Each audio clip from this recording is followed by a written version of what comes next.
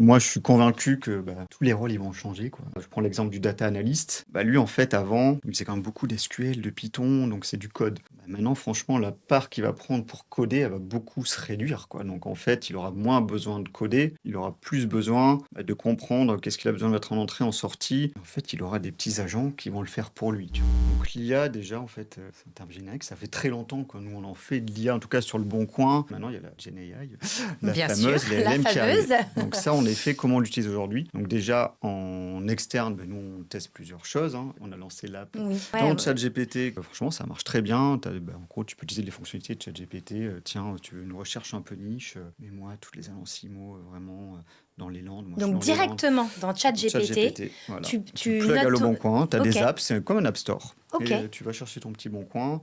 Moi, quand je suis arrivé dans les équipes data, j'avais une vingtaine de personnes déjà. Il y avait deux types de profils. Il y avait des data analystes qui font leur taf data analyst, donc ils font Python, du SQL. Voilà, c'est des langages, mais en tout cas, ils font des analyses à partir de données brutes, ils font des dashboards.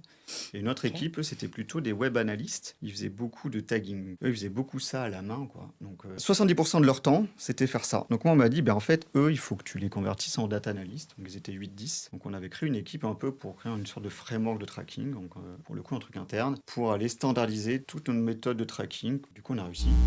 Bonjour, vous écoutez Crème Connect, le podcast de Crème de la Crème. Je suis Ambre Prigent. Ensemble, nous explorons les grandes transformations à travers les voix de celles et ceux qui les façonnent. Bonjour à tous, aujourd'hui j'ai la chance de recevoir Patrice Chaperon, directeur data, infra et plateforme chez Le Bon Coin. Avec lui, on va parler de data, on va parler de data as a product, on va parler de plateforme, d'arbitrage entre run et build, et on va parler de plein de choses super intéressantes sur Le Bon Coin.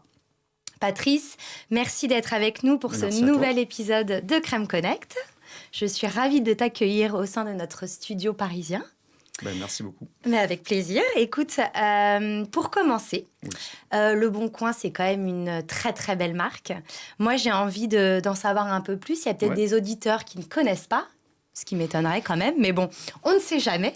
Est-ce que tu peux un petit peu nous parler de l'entreprise pour laquelle tu travailles aujourd'hui ? Exactement. Donc Le Bon Coin, j'espère déjà que tu as un compte Le Bon Coin. Oui, je te confirme. Alors moi, achats. Je suis une fervente utilisatrice. Acheteuse ou vendeuse ? Vendeuse. Vendeuse, très bien. Vendeuse. Alors là, je peux te dire que je suis calée de chez Calais. Donc Le Bon Coin, je pense que tout le monde connaît. Donc on est 1500 employés en France. Donc on a un site de petites annonces, donc bien de conso, mais aussi tout ce qui est immobilier, voiture, offre d'emploi, etc. Donc on a tout ça. Donc aujourd'hui, Le Bon Coin, il y a 30 millions de Français qui visitent Le Bon Coin chaque mois. Donc c'est énorme. Donc 30 millions Donc de quasiment Français. tous les Français ont un compte Le Bon Coin. En vrai, c'est quasiment aussi simple que ça. Et tu vois, la seconde où je te parle, là, il y a quasiment 7 annonces qui sont en train d'être publiées. On a 800 000 annonces publiées par jour sur Le Bon Coin. Ouais, donc c'est énorme. Donc moi, en tant que directeur data, on en est ravis. On a beaucoup de données, donc on peut faire plein de choses. Je t'en parlerai juste après, mais franchement, donc voilà, 1500 personnes, 30 millions d'utilisateurs. Super, c'est effectivement une très très belle plateforme. Aujourd'hui, avant de parler de ton rôle à proprement parler chez Le Bon Coin, moi j'aimerais revenir quand même sur ton parcours, parce qu'il raconte aussi l'évolution du métier autour de la data. Qu'est-ce qui a été aujourd'hui le plus déterminant dans ton évolution de carrière ? Ouais, c'est une bonne question. Donc moi, j'ai commencé dans la data il y a une quinzaine d'années. 15 ans déjà. Ouais, ça fait bientôt avoir 40 ans. Et voilà, ça fait longtemps. Donc moi, quand j'ai commencé, la data, c'était pas du tout la data telle que toi, tu la connais aujourd'hui, que la plupart des entreprises, maintenant, tout le monde, je pense, a des équipes data dans sa boîte. Avant, c'était pas le cas. Moi, je suis arrivé dans une boîte qui s'appelait Criteo. Au départ, Criteo, maintenant, c'est très connu. Voilà, c'est une boîte qui a fait ses preuves. Je suis resté quasiment 10 ans là-bas. Mais quand je suis arrivé, moi, j'étais recruté. On nous appelait les traffic managers. Donc, on était des gens qui faisaient du setting des campagnes publicitaires. Criteo, c'est du retargeting. Donc, c'est des pubs ciblées. Tous nos clients, ils avaient besoin un peu de petites mains pour faire ça. Et en fait, nous, on était un peu les premiers à jouer un peu avec des bases de données, à faire des dashboards, des petits dashboards, parce qu'on avait plein de questions de nos commerciaux, etc., qui voulaient suivre la performance des campagnes, combien ça nous rapportait d'argent, quel était le CTR, le CR. Franchement, on n'avait rien.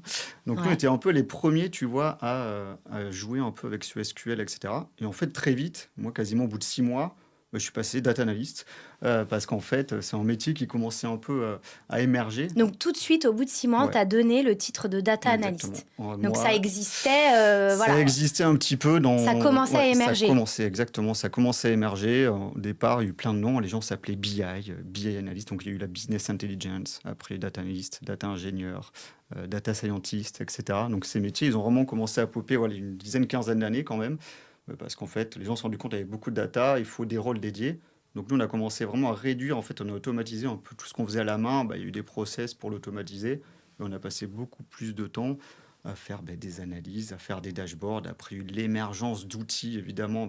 Les gens ont vu que la data était au cœur de la stratégie des entreprises. Donc, il y a plein de boîtes qui se sont mis à proposer des solutions faciles pour faire du dashboarding, pour faire de la consommation de données, de l'extraction de données, etc.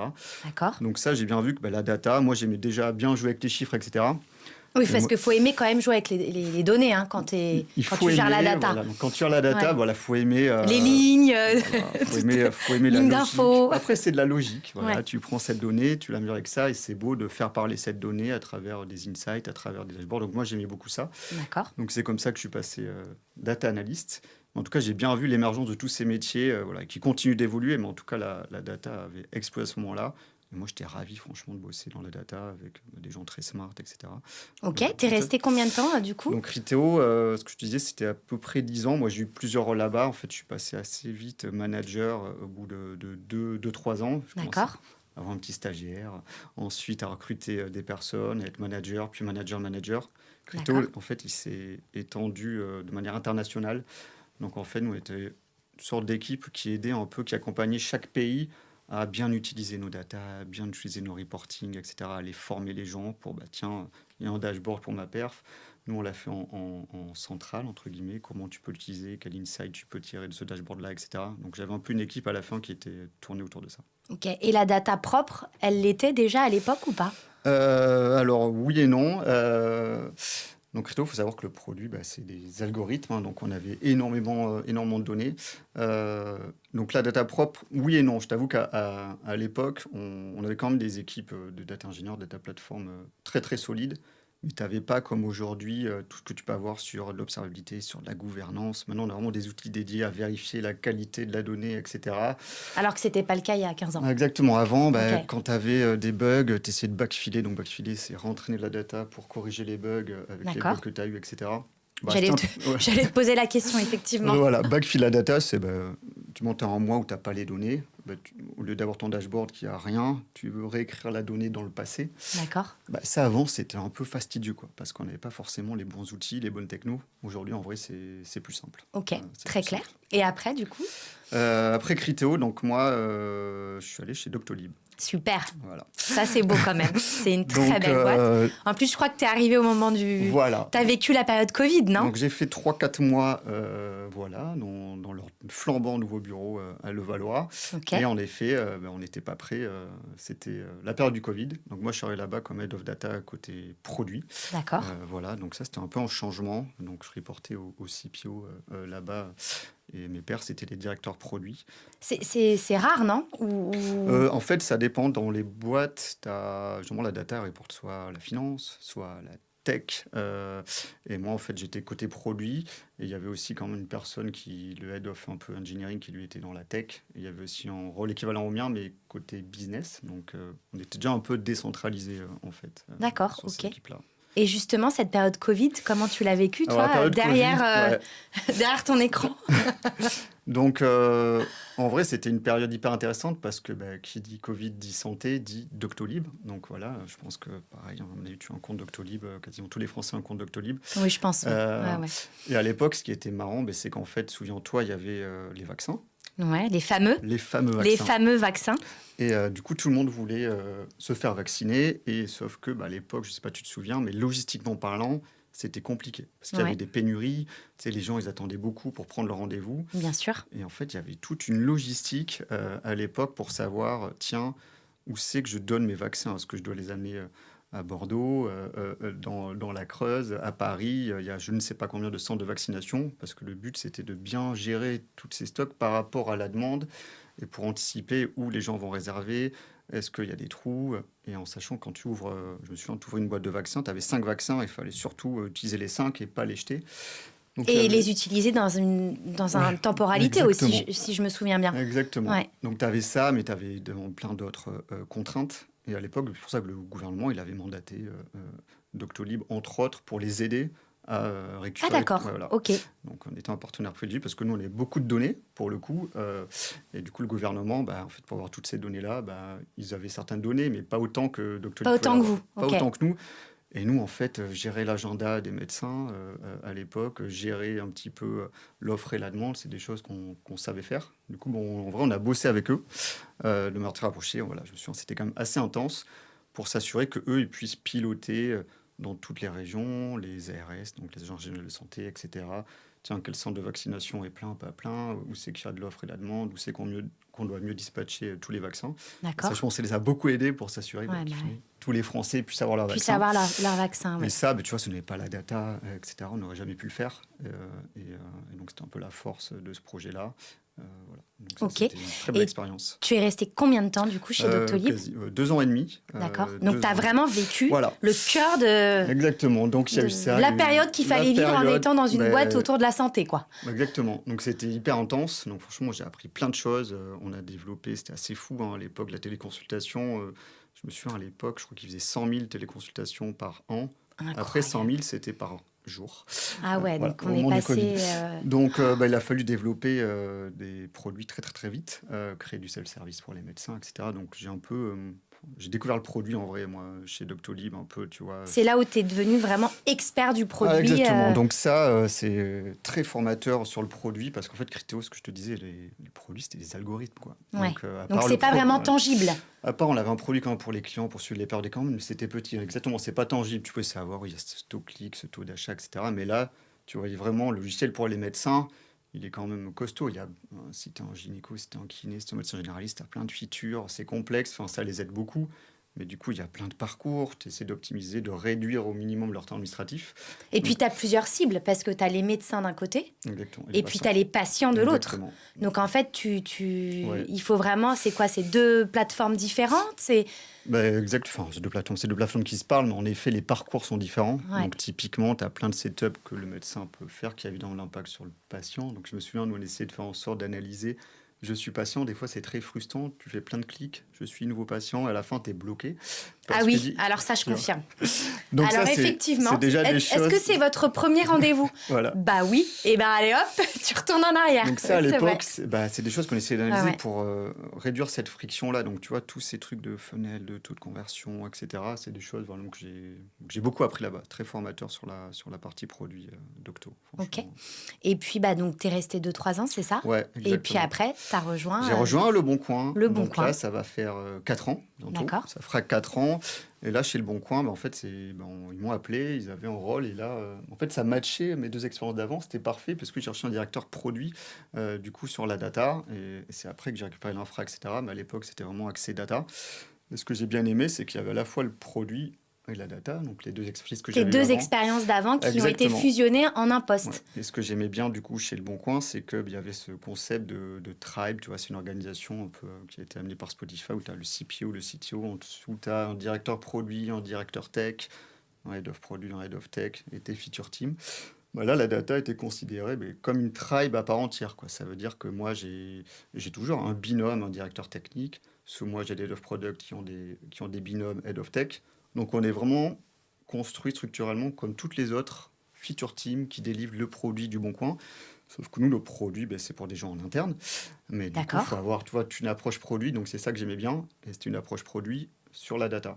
Donc ça, hyper intéressant parce qu'on ne voit pas partout ce type de rôle justement qui combine la data, l'infra, la plateforme, tout ça autour d'un même produit. Non. Donc ça, en effet, nous, c'est vraiment spécifique à Le Bon Coin. C'est assez spécifique au départ. C'était que la data, on avait un peu la data plateforme, etc. Donc là, on a, depuis 1 an et demi, 2 ans, là, on a aussi mis toute la partie infra et aussi développeur expérience dans cette tribe-là, qui est assez grande maintenant. Mais en tout cas, à l'époque, juste déjà avoir la data comme un produit et gérer, on avait une équipe qui gérait la data quality, la discovery data, etc. Donc tout ça, c'était un peu nouveau. Maintenant, de plus en plus de boîtes elles ont leur PM data, etc. Mais c'est vrai que c'était assez nouveau. En tout cas, moi, je ne l'avais pas vraiment vu. En tout cas, il y a 4 ans, là, ça a beaucoup changé. Mais c'est ce qui m'avait J'imagine avec plu. l'arrivée de l'IA, tout ça, Exactement. on Donc ça, on commence va en à faire mieux se parler, mais avec l'arrivée structurer. d'IA, exactement, Ouais. l'importance de la data, de la traiter comme un produit. Donc ça, il y a pas mal de nouveaux rôles. Ok, donc ça fait à peu près 15 ans que tu fais ce métier-là. Ouais, Aujourd'hui, qu'est-ce qui a le plus changé en 15 ouais. ans? Est-ce que c'est la techno? Est-ce que c'est les usages que tu en fais? Est-ce que c'est plutôt le business avec toutes les preuves que tu dois apporter pour maîtriser ton périmètre? Ouais, écoute, sans surprise, tout. Donc tout ce que tu me dis, en fait, tout a changé.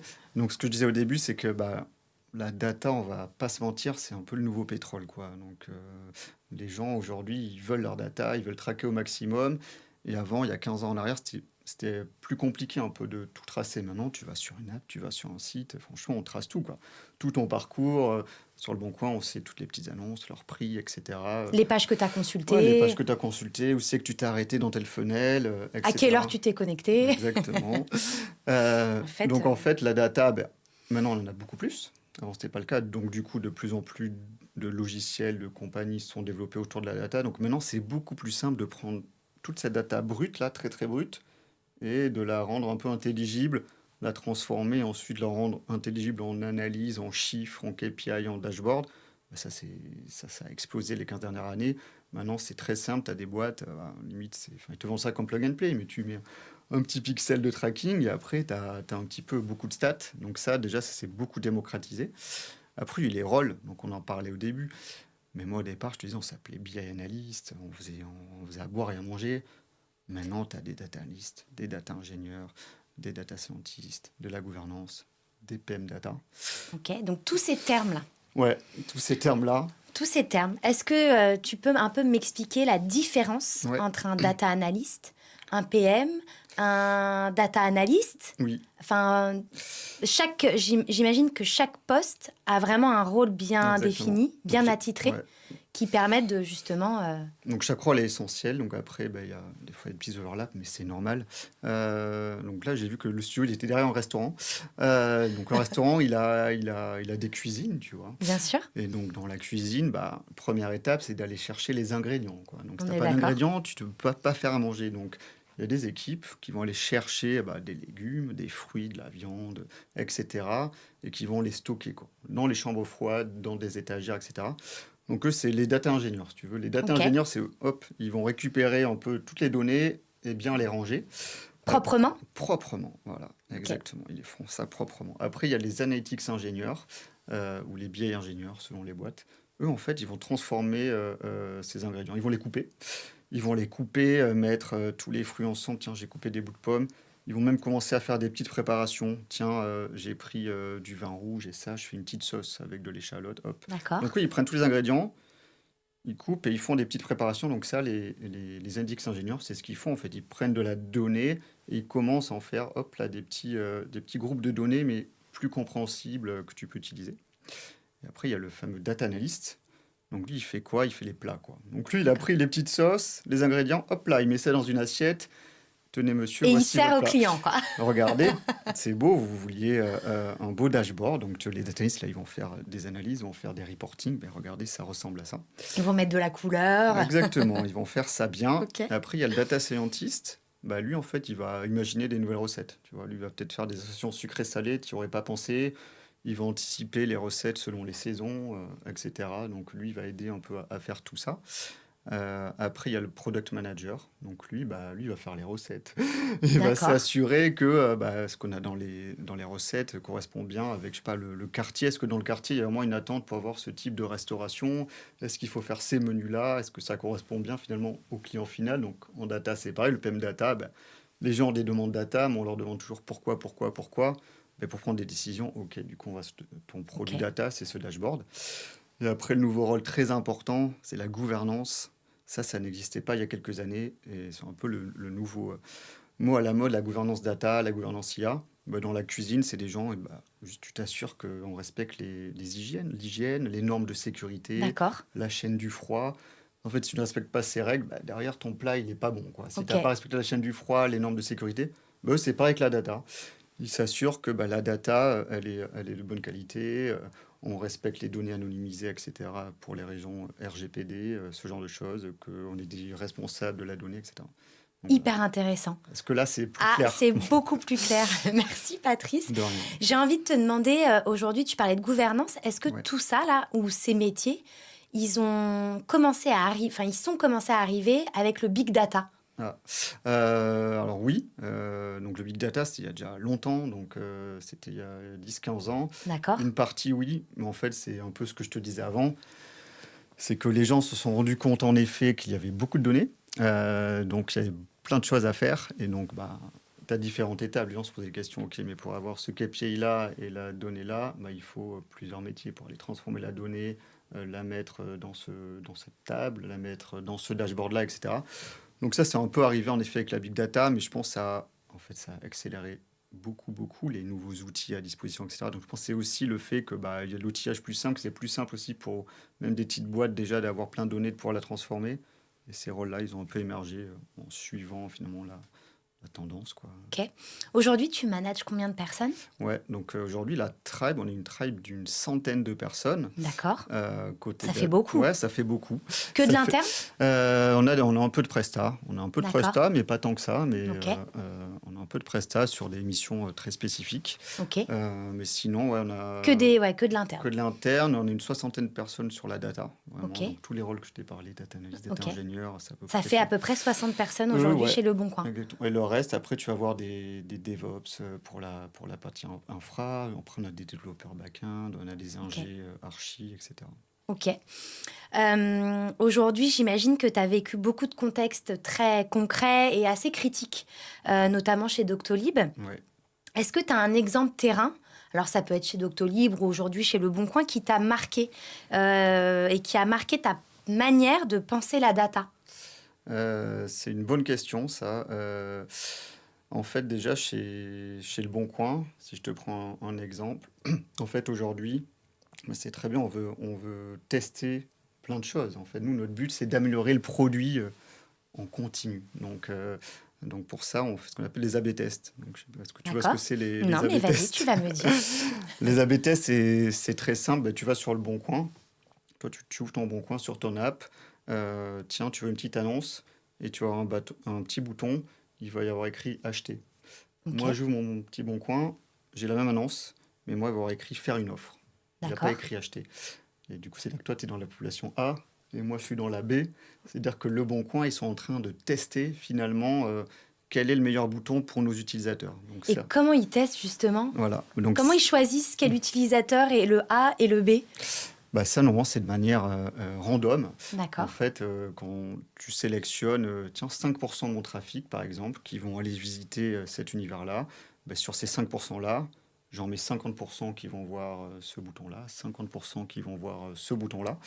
Et ça, en fait, on le fait partout, on continue, donc les gens ne le voient pas forcément. Du tout. Non. C'est-à-dire que moi, mon mari, il peut se connecter sur sa plateforme et pas du tout avoir le même bouton que moi, en fait. Exactement, voilà. Ok. Donc, et après, à partir de ça, on récolte toutes les données, et de manière très pragmatique, avec des méthodes statistiques, hein, parce que derrière, Ok. ça ne se fait pas comme ça. Mais en fait, on va voir, tiens, en effet, le bouton faire une offre, en termes de taux de conversion, on a eu plus X% versus l'ancien bouton qui était acheté. Donc, on va le déployer. Et normalement, ce qu'on va déployer en production bah, va matcher avec ça. Donc, ça, c'est un gros changement. On appelle ça l'expérimentation. Donc, c'est vraiment tester de plus en plus Et de récupérer la data ouais, et de voir ce qui a le mieux fonctionné pour pouvoir le déployer exactement. à l'échelle Ouais. de l'appli pour tout le monde, en fait. Donc ça, bah, on Ok. essaie d'en faire de plus en plus, en tout cas chez Le Bon Coin. Incroyable, Ouais. super intéressant. Chez Le Bon Coin, tu pilotes pas forcément, on va dire, que la data, Non, tu me le disais non, tout à l'heure. exactement. Ton rôle est beaucoup plus vaste. Oui. Tu fais de la data, tu fais de l'infra, tu travailles sur la plateforme, Ouais. sur des outils. Pour commencer, très simplement, si tu devais un petit peu expliquer ton rôle à nos auditeurs, Ouais. qu'est-ce que ce serait? Donc nous, notre tribe, commencer très simplement par la data, c'est simple. Donc nous, on veut s'assurer que les gens ils puissent prendre les bonnes décisions rapidement grâce à de la data de qualité. Donc ça, c'est ce qu'on veut faire. Et le deuxième, c'est avec toute la partie infra et développeur expérience, c'est s'assurer que, en fait, Le Bon Coin, on ait un site qui soit pas buggé et D'accord. faire en sorte que les équipes de développement elles puissent mettre en production des features de manière rapide, sécurisée et fiable. Donc, pour tout ça, ils ont besoin de services un peu proposés par mes équipes. Voilà. Ok, donc tu permets, on va dire, aux équipes produits de Ouais. développer des features qui soient Voilà. On leur opportunes fournit tout pour... l'outillage, en effet, pour Ok, de A à Z, pour faire les bons tests, pour faire les développements, qu'il n'y ait pas de bugs, que justement tout soit développé, ça soit bien ce qui se passe en prod, qu'il n'y ait pas d'incidents, etc. Donc nous, on met à disposition tout cet outillage-là pour les équipes de développement aujourd'hui. d'accord. Comment tu fais pour prioriser, du coup, les sujets Ouais, donc entre ça, ton ouais. produit, ta plateforme, ton infra Ouais, ça c'est une bonne question. Donc la prio des sujets infra, etc. Donc nous, ce que je dis, la chance, c'est on est une tribe, donc on a nos roadmaps et en fait on suit le même cycle de vie que les autres équipes produits du Bon Coin. Donc nous on a des roadmaps trimestriels. D'accord. En fait chaque trimestre, nous on a des prios de boîte qui sont, tiens, je sais pas, là on veut améliorer notre NPS, donc la satisfaction de nos utilisateurs typiquement.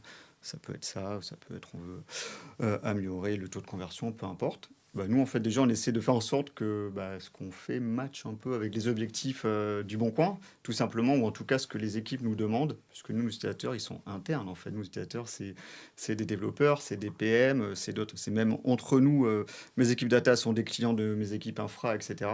Ouais, en fait, toi, tes clients, c'est pas c'est pas Non. l'utilisateur final. C'est vraiment... Même si on a quelques services, genre, tu vois, tous les mails qu'on envoie, in fine, s'il y a des bugs, ça impacte les mails, les notifications que tu vas recevoir. Donc, D'accord. ou des fois, si l'image ne s'affiche pas, c'est nos services, etc. Mais in fine, nos produits ils servent nos utilisateurs finaux. Donc après, nous, on prend ces demandes-là et on applique tous les frameworks. On a des product managers, en fait, tous les Ok. frameworks que n'importe quel PM va utiliser pour faire sa priorisation, à faire mesurer l'impact, le coût, l'impact. Et après, si les gens ne sont pas alignés, on s'aligne avec nos leaders. Mais voilà, c'est en fait comme Donc, c'est n'importe par quel produit. trimestre. Par trimestre, comme n'importe quel produit, après on a nos rituels, on a nos sprints, on a nos démos, etc., etc. Ok. Et à quel moment tu décides que telle stack, tu vas la standardiser et la déployer? Ouais. Donc ça, c'est une bonne question parce qu'en fait, nous, le Bon Coin, déjà, on a du legacy, on avait racheté des sites, etc. Donc, cette équipe-là de standardiser versus pas standardiser, on se pose souvent les questions parce qu'en fait, des fois, tu te rends compte que tu n'as pas standardisé quelque chose, mais peu de gens l'utilisent. Donc, en fait, nous, on regarde tout simplement est-ce que ce truc-là, il t'a causé beaucoup de bugs, d'incidents? C'est quoi le coût de maintenance, etc. Si tu as un coût de maintenance énorme parce qu'il y a une partie qui n'est pas passée à cette standardisation, oui, il faut standardiser. Ou après, c'est aussi le coût, si tu as deux, on va dire, développeurs ou personnes data qui sont en charge de créer tout un outil, etc., alors que tu pourrais distribuer cette tâche-là à peut-être 5% de 60 équipes, c'est plus simple de le distribuer parce qu'en fait, 5% des 60 équipes, c'est plus simple que de un petit peu être dépendant de deux personnes qui fassent tout et s'ils ne sont pas là, tout casse, alors que si tu as un peu distribué les responsabilités. Donc, on commence un peu à réfléchir à ça. Donc, on essaie de standardiser au maximum. Je ne dis pas que c'est parfait. D'accord. Mais voilà, l'enjeu, ça reste une équation de coûts et de la dette technique et des incidents que tu vas avoir derrière. Ok. Aujourd'hui, quand on pilote un tel périmètre, Ouais. on est forcément au cœur de sujets un peu en tension. Oui. Faire tourner l'existant, transformer et suivre les évolutions du marché, préparer l'avenir sans forcément casser tout Ouais. ce que tu as fait dans le présent. Aujourd'hui, quand tu es arrivé chez Le Bon Coin, quelle a été ta première mission? Ouais. Là, j'ai un bon exemple. Moi, quand je suis arrivé dans les équipes data, j'avais une vingtaine de personnes déjà. Il y avait deux types de profils. Il y avait des data analystes qui font leur taf data analyst, donc ils font du Python, du SQL. Voilà, c'est des langages, mais en tout cas, ils font des analyses à partir de données brutes, ils font des dashboards. Et une autre Ok. équipe, eux, c'était plutôt des web analystes. Et eux, souviens-toi de l'exemple que je te donnais sur les campagnes, là. Eux, c'était un peu pareil. Ils faisaient beaucoup de tagging. Donc, le tagging, c'est plein de procédures écrites pour taguer ton site web pour s'assurer, tiens, je vais bien, quand toi tu as cliqué sur le petit bouton là, faire une offre ou que tu as vu ce parcours-là, en fait derrière, tu as plein de tags standardisés pour aller récolter de la donnée, pour faire des dashboards. Eux, ils faisaient beaucoup ça à la main, quoi. Donc rien n'était standardisé. Incroyable. Ça leur prenait Hyper 70%, long. ouais, 70% de leur temps, c'était faire ça. Donc moi, on m'a dit, en fait, eux, il faut que tu les convertisses en data analyst. Donc ils étaient 8-10. Donc on avait créé une équipe un peu pour créer une sorte de framework de tracking, donc pour le coup un truc interne, pour aller standardiser toute une méthode de tracking pour que chaque équipe ait pu se dire, tiens, j'ai un nouveau bouton à déployer, est-ce qu'il y a déjà un plan de marquage existant? Oui, non. Est-ce que j'en développe un nouveau? Voici comment. Je rajoute cette clé. Ensuite, ils ont des petites moulinettes pour les aider à mettre ça dans le code, à faire des tests. Et en fait, avant, c'était fait à la main. Et le but, c'était de créer ce petit tooling-là. Et du coup, on a réussi. Donc, ça a mis 9 mois, un an. Du coup, toutes ces personnes-là, les web analystes, là, ils ont pu, les 70% de temps qui passaient, c'était réduit à 10%. Et ils sont devenus des data analysts. Parce qu'il y a beaucoup d'attentes pour les data analysts. Donc, nous, on a eu plus du coup de capacité à faire plus d'analyses, plus d'insights, plus de dashboards. Et en fait, on a automatisé ce truc-là là, qui prenait beaucoup de temps. Donc ça, c'était ma première mission quand je suis arrivé. Ouais. Ok, donc ils ont vraiment changé de métier en Ils fait. ont changé de métier. D'accord. Et en combien de temps? En un an, après, au bout d'un an, on a changé de tooling. Et après, on a fait tout un programme évidemment d'accompagnement. De formation? De formation pour aller plus loin. Donc je te parlais de Python, etc. Mais ça, c'est des langages du coup. C'est des langages pour aller faire de la transformation de bien données, sûr. etc. Pour faire des dashboards, etc. Donc exactement, il a fallu les former, etc. Après, c'était des gens qui en faisaient un peu, mais plutôt du clic-bouton, quoi. Ils avaient des interfaces, ils mettaient ça là, ils faisaient drag and drop, mais ils ne savaient pas forcément coder en SQL ou en d'autres langages. Donc on les a formés et maintenant... Okay. Et comment tu les as formés justement? Vous avez mis en place des mini-formations au sein de Le Bon Coin. Tu as fait appel à un prestataire extérieur. Est-ce qu'ils se sont formés via des communautés? Ouais, c'est un bon point. Nous, c'était en interne. Donc, en fait, on avait des volontaires, en tout cas, dans les autres équipes de vrais data analysts qui étaient déjà là en place pour... Depuis un moment. Voilà, pour faire un plan. Tiens, c'est quoi d'être un bon data analyst? Qu'est-ce que tu dois savoir faire, tu vois? Donc, oui, tu dois comprendre les enjeux business, tu dois avoir tel ou tel soft skills, tel ou tel hard skills. Donc, tu dois savoir faire du Python, faire du notebook, comment utiliser ton environnement, comment faire des dashboards sur Tableau, qui est un outil pour faire des dashboards. Donc on a découpé ça, on s'est réparti ça, on leur a fait des formations, on les a accompagnés, on a fait du pairing un peu, donc une personne qui review le code de l'autre, qui travaille ensemble, des sortes de binômes. C'est intéressant ça. Exactement. Du coup, vraiment, c'est staffé à l'interne et chacun grandit avec un pair. Exactement. Donc il y a pas mal de binommage, donc ça a pas mal aidé en vrai, franchement. Ça a dû augmenter la productivité assez rapidement du coup. Du coup, on était contents parce que eux, déjà les premiers, ils étaient contents parce qu'ils faisaient moins ces tâches manuelles. Et puis derrière, nos stakeholders, enfin nos utilisateurs internes, ils étaient hyper contents parce qu'ils avaient plus de capacité pour avoir plus d'analyse ou des fois, avec des analyses, on n'est pas allé aussi loin qu'on voulait. Là, on pouvait vraiment aller creuser. Ah oui, d'accord, je sais que le taux de clic sur l'immobilier, sur cette catégorie, en effet, il est plus élevé que ça. Avant, on pouvait peut-être pas aller aussi loin parce qu'il y avait moins de capacité. Donc, on a aussi eu plus de capacité pour... Ouais, tu as une vraie montée en compétences en fait. Incroyable, ok. C'est hyper intéressant. Aujourd'hui, quels sont les grands chantiers que tu portes au sein du Bon Coin? De la modernisation, de la gouvernance, on parlait de formation des équipes, j'imagine que c'est aussi un des chantiers que tu mènes. Donc là, en fait, ce qu'on a fait là, il y a 3-4 ans, on continue. Donc là, on accélère, mais sur un angle différent. En fait, on se rend compte, chez Le Bon Coin, on a une stack data, donc voilà, une infra, etc., on a fait beaucoup construit de choses en interne, on a eu beaucoup d'outils aussi qu'on utilisait via le groupe, etc., parce que Le Bon Coin appartient à un groupe.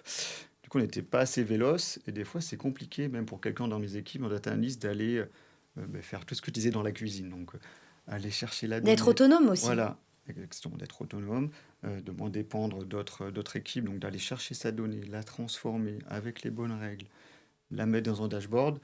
On s'est rendu compte que des fois, c'était compliqué pour ces gens-là.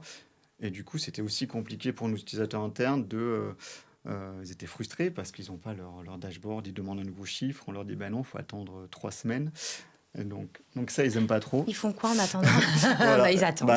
On trouve des solutions dégradées. Mais du coup, ce qu'on fait, nous, c'est on revoit un peu notre archidata. Donc, on essaie d'utiliser des outils, on appelle ça une modern data stack dans le jargon, pour rendre... En fait, maintenant, c'est le but, ils vont avoir une seule interface, ils pourront tout faire, eux, de manière autonome. Et même des gens qui sont un peu des power users data, qui ne sont pas forcément data analystes, dans des équipes, pour eux aussi, en fait, être autonomes pour prendre leurs données, la transformer, faire leur dashboard. Donc ça va être un gros changement. Et la gouvernance, donc tu en as parlé. Et ça, c'est une grosse friction qu'on veut réduire. Aujourd'hui, chez Le Bon Coin, on va regarder évidemment le nombre de nouvelles annonces déposées par jour, le nombre de leads, donc le nombre de contacts, les gens qui ont contacté un vendeur.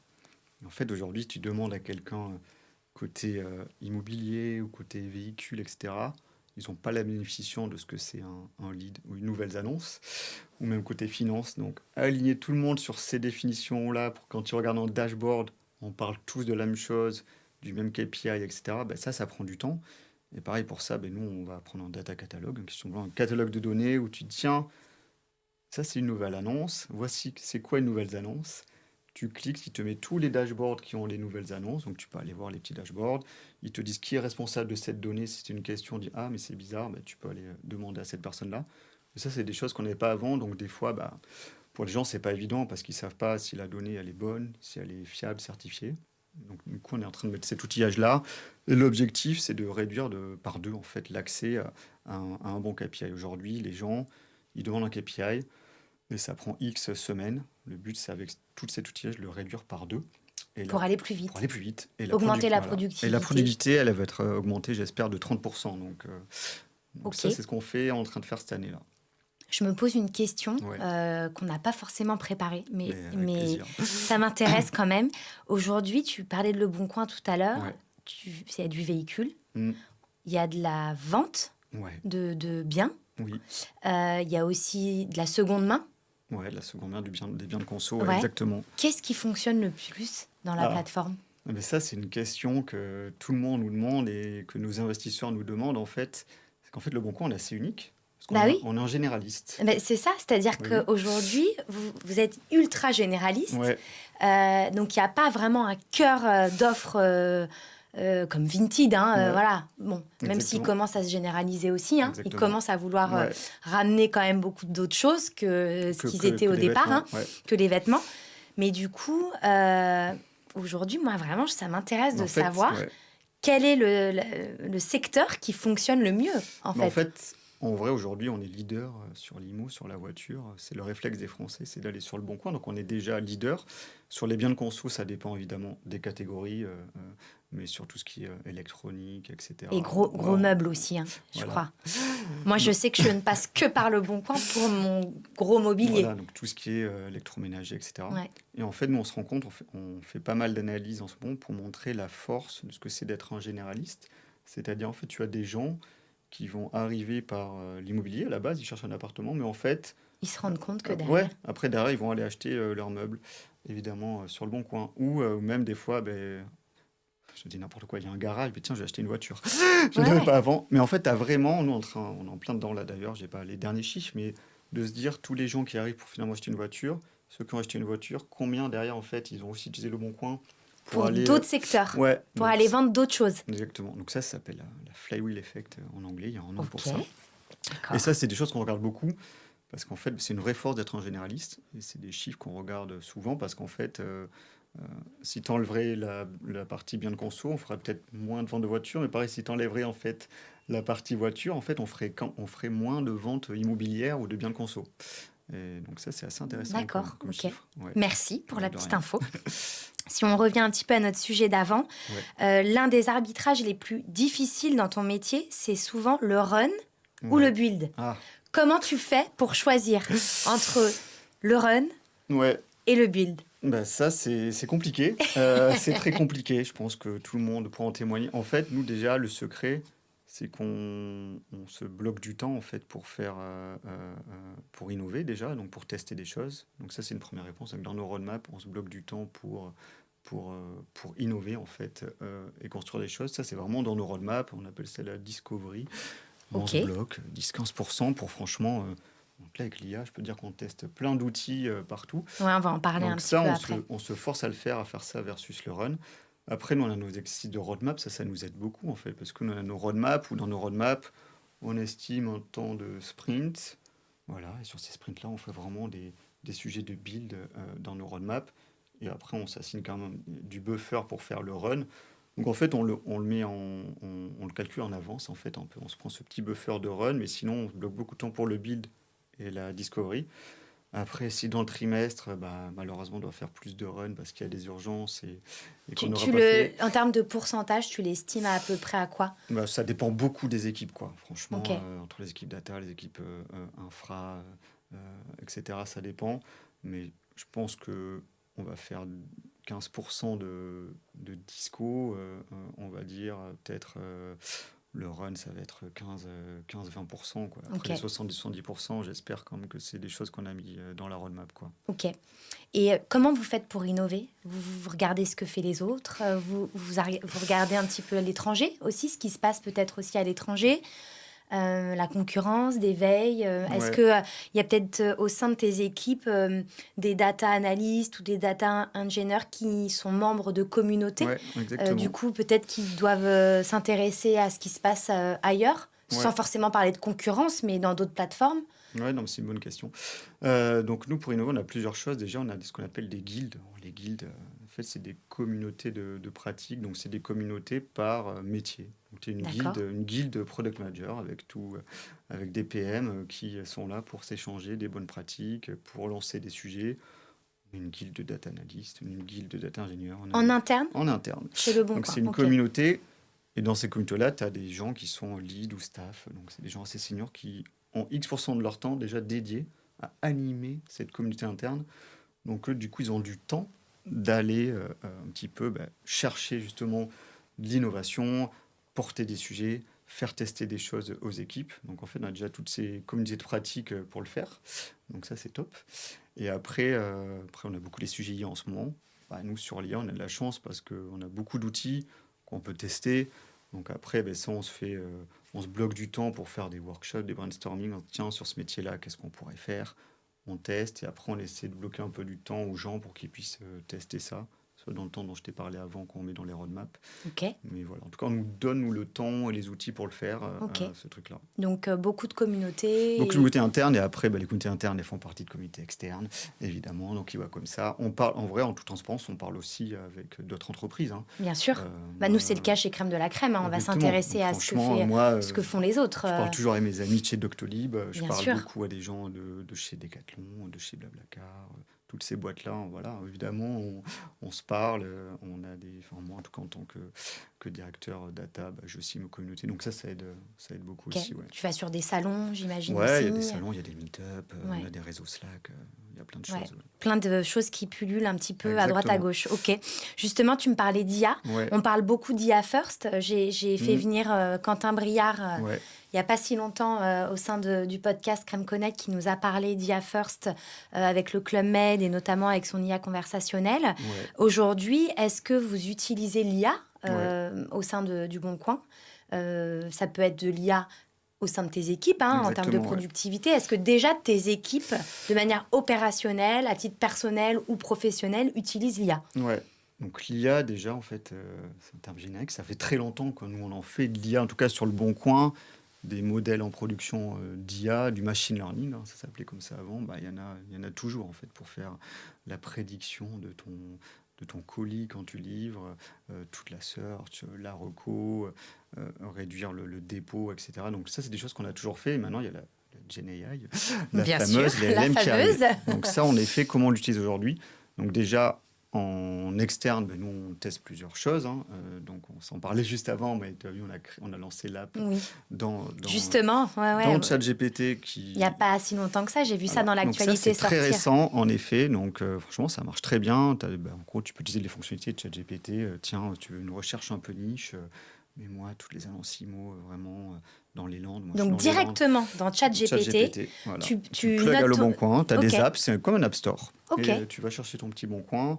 Et voilà, moi, on va dire, j'ai cherché un appartement, moi, dans les Landes, qui coûte entre ça et ça, mais qui a ces critères-là. Tu l'écris et lui, il va te C'est un peu sortir le résultat. révolutionnaire, un peu. Donc ça, c'est révolutionnaire. En fait, on se pose pas mal de questions, en tout cas nos équipes pub, Ok. etc., sur ce qu'on appelle le JIO. Avant, il y avait le SEO, en fait, pour aller avoir tout trafic de Google sur les apps et le traquer. Mais maintenant, D'accord. ce que les Alors, je sites font de connais plus en bien le plus, SEO, voilà. mais maintenant, c'est quoi? C'est le GIO. GIO. Ouais. Ok. Le GIO, exactement. Bah, tu m'as Je sais appris même un plus ce que terme. ça veut dire, mais peu Ok. importe. Ça, c'est pour justement mesurer tout le trafic Ok. qui vient des chats GPT, etc. D'accord. Ok. Et ça, Hyper la part, intéressant. elle va devenir de plus en plus grosse. Donc, on a lancé ça, on continue à le lancer. Là, on va sortir le dépôt ranking où tu prends une photo, je sais pas, là, de ce très beau soupe-là. Avec la photo, il va te mettre directement la description. Tout le prix. descriptif Ouais, de il te met tout le de ce que descriptif. tu as. Il te met le prix. Nous, le but, c'est que ce soit Ça va facile me faire de donner. gagner un temps fou, Voilà. cette histoire. Exactement. Mais en plus, nous, on fait des hackathons souvent pour justement innover. Donc, on parlait d'innovation. Tu vois, là, je pourrais prendre en photo la pièce et tiens, là, il y a des écouteurs, là, il y a ça. Tu sélectionnes, il dit, je vais vendre, et du coup, il va te faire tes 3 annonces, etc. Directement, juste en prenant une photo. Pour l'instant, on ne le fait pas, mais en tout cas, c'est des choses qu'on aimerait Enfin, faire. c'est une etc. exclue, là. Voilà. Donc, Une exclue dans le podcast Crème Connect. exactement. Donc, j'espère que mon boss, le CPO, ne m'en voudra pas. Mais voilà, c'est des choses qu'on aimerait faire. Ok. Et en interne, nous, on a de la chance, on peut tester pas mal de trucs. Dans nous, en tout cas, côté data, on utilise déjà Cloud Code. Donc, Cloud Code, ça Ouais. parle à tous les devs. C'est le standard. Donc, ça, c'est magnifique parce que ça t'aide à coder, ça t'aide à comprendre tes erreurs, à débugger, ça t'aide à documenter. Donc, c'est un peu Mais il révolutionnaire. faut savoir quand même bien prompter. Bien sûr. Donc, Parce que si tu promptes pas bien, ton erreur, elle n'est pas forcément identifiée. Exactement. Donc ça, c'est le challenge. Il faut savoir dompter les outils. Donc nous, on a la chance, on a tous été formés à l'IA. Les gens, ils sont formés à Cloud Code. Donc oui, tu mets pas ça dans les mains de quelqu'un qui n'est pas formé, qui n'a pas compris un petit peu, ça veut dire quoi qu'un modèle hallucine, pourquoi il faut toujours vérifier, etc. Donc j'utilise beaucoup pour ça. Et après, tu as raison, il y a tous les prompts. On a beaucoup de documentation. Donc pour aller chercher de l'info, pour faire des comptes rendus de réunions, etc. Ou demain, sur la data, nous, on commence à avoir des petits POC de tiens, combien il y a eu de nouvelles ventes sur le Bon Coin sur les voitures Peugeot. Bon, tu vois, tu tapes la question, tu as ton résultat, mais ce truc-là, ça prend. Il faut que ta data soit propre. Voilà. Pour Ta pouvoir data avoir soit les propre. bonnes Exactement.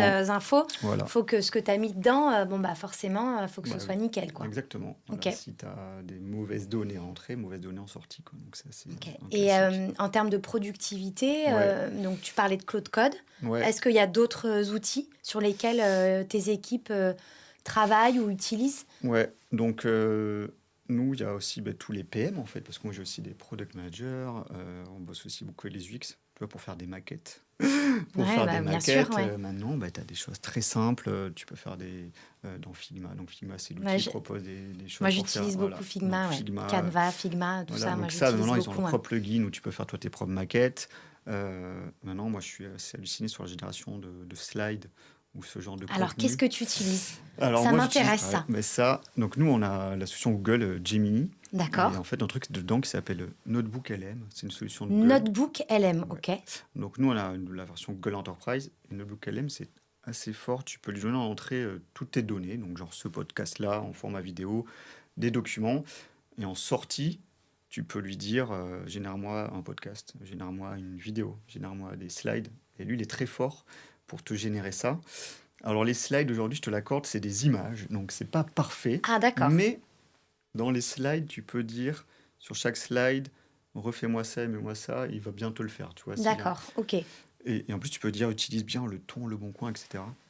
Franchement, c'est pas parfait, Mais ça te fait gagner quand même ouais. un peu de temps. Donc ça, pour la génération de slides, tout n'est pas encore parfait, mais on s'y rapproche. Et Ok. ça nous fait, en tout cas moi, personnellement, ça me fait gagner beaucoup Ça de te fait temps. gagner du temps. Et les équipes aussi, ouais. Pas mal, ok. Donc, Cloud Code, ok. Gemini, du coup. Gemini, Notebook LM, Ok. voilà, ChatGPT aussi. ChatGPT, la force, c'est que tu peux le brancher à pas mal de sources. Donc, nous, on peut le brancher à notre Slack, tu sais, qui est notre message interne, Ah ouais. à nos Jira, à nos Confluence, etc. Donc, tu peux aller parser toute cette info et en tirer des insights et des chiffres. Donc, ça, c'est assez cool aussi, en vrai. Ok, ouais, c'est vrai qu'aujourd'hui, avec l'IA, justement, quand on voit à quelle vitesse les usages évoluent, Ouais, on sent bien que la data, elle change. Elle change, que les rôles autour de la data changent, Oui. notamment aussi avec l'IA. ouais. Aujourd'hui, j'ai envie de te poser une question un peu plus prospective. Ouais. D'ici 1 à 3 ans, qu'est-ce qui va le plus changer dans ton métier? C'est une bonne question. Moi, je suis convaincu que tous les rôles ils vont changer, quoi. Donc, que ce soit le PM, l'UX et la data aussi, évidemment, même les rôles des développeurs.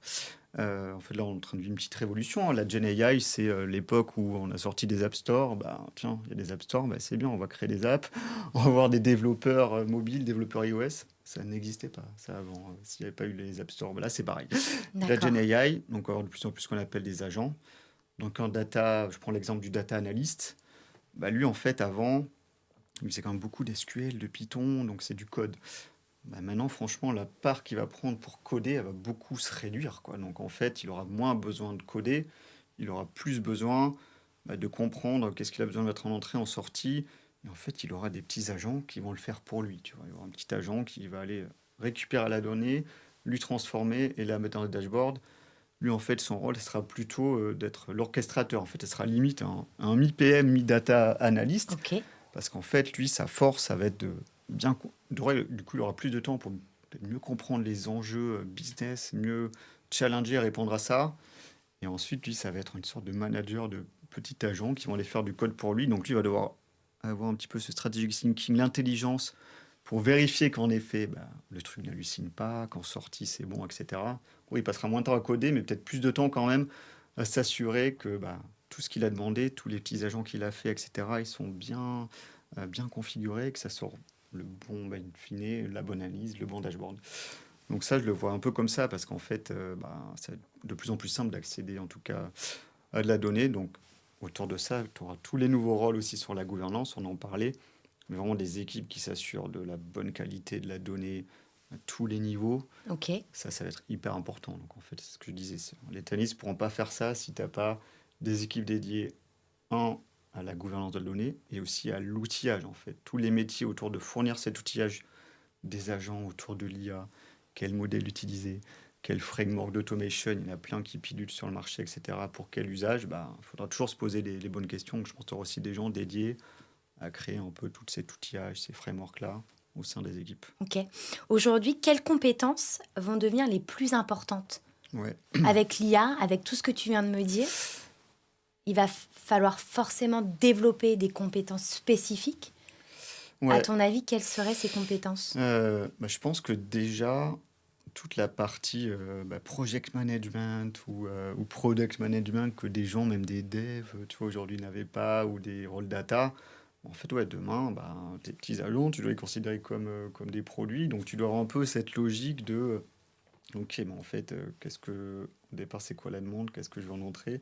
En fait, tu es en train un peu de créer ton mini-produit pour mettre toutes les étapes pour avoir, in fine, derrière, Donc tu dois l'output être de vraiment un bon orchestrateur en vrai. exactement. Ouais, tu es un mini-architecte, limite, mais tu deviens ton propre product manager.